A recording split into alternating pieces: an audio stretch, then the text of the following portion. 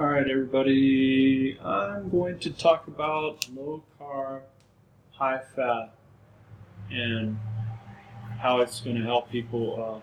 Normally on Wednesday nights, I'm talking about treasure stuff or other interesting topics, but I think a lot of people would be helped by what's working for me.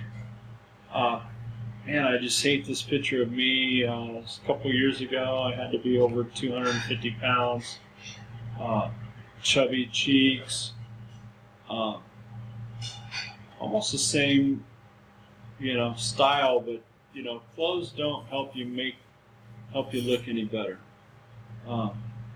Even if you got the same crazy attitude and having fun, look at the difference here. 250 here. 170 pounds right here, 175 pounds. Just makes a world of difference. Let me see. Oh, okay. Here's me, 2013. This is 2018. I've really only been doing the low carb, high fat for the last year, from July 2017 to July 2018. And here I'm down to 180 something pounds. Teaching this same welding class. This is me. My daughter had at her wedding was cowboy style, so you can see a huge difference in my face, my neck, obviously my stomach. Everything is a lot more natural, normal looking. This dude over here, totally different looking person, chubby, got a big plate of food. Even live, you can see a different look on my face. All right, here's me and my wife a few weeks ago after church. 180 pounds right there. This was at my daughter's wedding, I think it's about 2 years ago. Big belly, chubby face, unattractive pants. Who likes? Even my wife lost some weight on the low carb. She looks terrific all the time. All right, so take like 5 seconds, maybe 10 seconds, and look this over. This is what everyone has kind of taught us about healthy food, right? Is this healthy? You get your whole grain, multi-grain bread. You got beans and rice, corn, fruit, granola, yogurt, berries, sweet potatoes, purple potatoes, natural sugars, lemonade. Looks pretty healthy, right? Well, it just kind of is shattering all the myths, all the things that we think we know about healthy food and healthy living. Is we are starting to find out a little different than we've been taught. All right, these are most of the things that we've been taught to avoid. Butter, bacon, we certainly can't have bacon, heavy cream, cheeseburgers, fatty meats, red meats, oils, meats and cheeses, sausages, eggs, sour cream, ranch dressing. We've been told that eat all these things very sparingly, in moderation. There's almost no reason to be eating these things, right? What if I told you that, I wonder if it's going to ruin my day. I'll show you the whole presentation. Let's see if I can get back to it. Oh, here we go. All right, so here we see what we always have thought is healthy. And here's what we've always been taught to avoid. So what if I told you that this is actually the healthy food page? This will, now some of you will obviously be skeptical. And some of the things that I didn't include on this page, we'll get to them later, is leafy greens, healthy vegetables, and all that. But these things here on this screen is what's helped me not only just to lose 40, 50 pounds, but also completely cure type 2 diabetes, which is still relative for everyone. Even though I've thrown my medicine away a long time ago, my blood sugar went from 400 down to perfect, 80, 85. I don't feel, I feel very stable inside, very happy and content. But what else have I benefited from the keto, low carb lifestyle and diet? Let's go back. But I used to have, for at least the last 15 years, I had heartburn. Had to take heartburn medicine every day, and I had severe heartburn all the time. Acid reflux, can't sleep at night. Sometimes I have to get up at night and just sit in an upright chair for hours until the acid reflux goes away.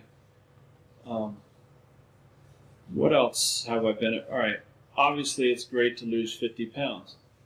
It's fantastic to not be concerned about high blood sugar, insulin resistance.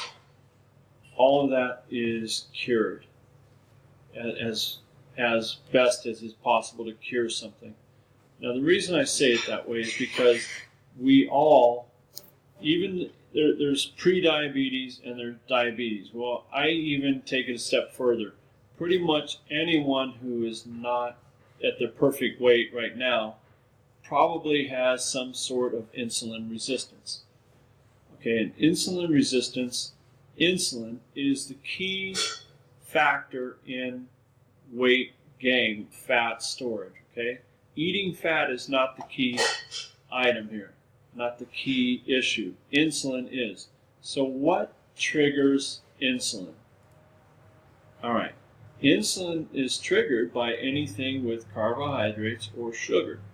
So, surprisingly enough, fruit is I believe it's glucose, sucrose, fructose are all a part of fruit. Most fruits.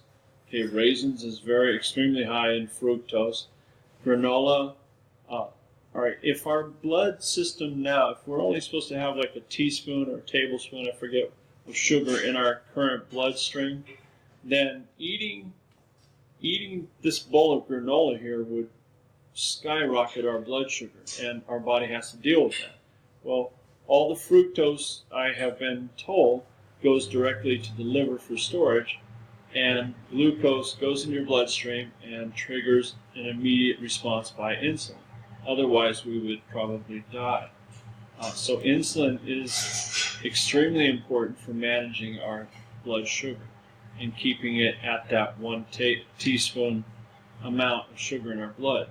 Okay, so our body is working very quickly over the next hour or two to eliminate all the sugar and starch and carbs. For example, a slice of bread turns to sugar within a very short amount of time. We're talking in minutes, not hours. So bread, rice, sweet potatoes, yogurt, beans and rice, corn, fruit, of course honey and sugary drinks, they all put an immediate load on our insulin. And like I said before, most doctors will tell you, I prefer to listen to skinny doctors, okay? What's the use of listening to some big, chubby doctor for good health? You want to appreciate a guy's health. Now, surprisingly enough, most of these doctors are not preaching heavy exercise. They're not preaching, what are the other classic myths, okay? Working out, exercise, eat, exercise more, eat less. They're not preaching these things, okay? What they are saying is very, very low carbohydrate intake. We're talking 20 grams per day. All right, because it triggers insulin. Now you can, I'm going to show you a list of doctors in a few minutes, and you can Google them. You're going to need to look at that screen, Google their name, and let's just, all right, here's some of them. Dr. Jason Fung is probably leading the way for the obesity code and diabetes code. And he has discovered many things like the number of calories is not what affects your weight, believe it or not. Okay, sure, you have to listen to your body. When it's time to stop eating, you stop eating. But you also, basically, obesity is related to insulin. Anything that triggers insulin now has triggered fat storage. Eating fat does not trigger insulin. So you can eat several sticks of butter a day and it will not trigger 0 to very little weight gain. Okay, but eating a donut every day, 2 donuts every day, is a very radical trigger of insulin and does promote the weight gain. So pasta, French fries, bread, okay, the things we eat every day. And if you look at many diets around the world, these people are suffering from diabetes and heart disease and other related, acid reflux, sleep apnea. Okay, there's many conditions triggered by obesity, weight gain, and basically the problems as a result of high blood sugar. Okay, Darren Schmidt. I love this guy. Now he has a clinic in Michigan, has a lot of great videos. Just look up, it's Dr. Darren Schmidt. Just Google him. Now Nina Teicholz, I'm sorry, I don't know how to say your name, but Nina has this fantastic book. Her book is The Big Fat Surprise. Now this is one of my all-time favorite books because it talks about the history of the many, like thousands of research papers that have been done, clinical studies, the other technical sort of research that has created our current diet and food pyramid.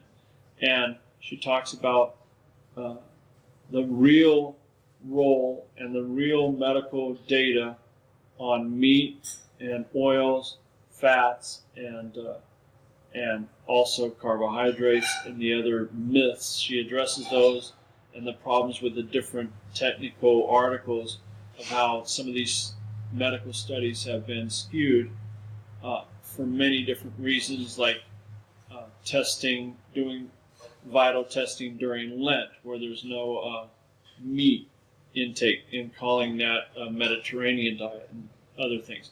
You must read probably between her and Jason Fung, pick one, the Obesity Code or The Big Fat Surprise. These are huge, earth-shattering, new doctrines in keto, low carb. Dr. Benjamin Bikman is like a personal favorite of mine. Really cool guy, well studied. I mean, wouldn't you like to be in a lab all day studying the effects of low carb and high fat, healthy fats?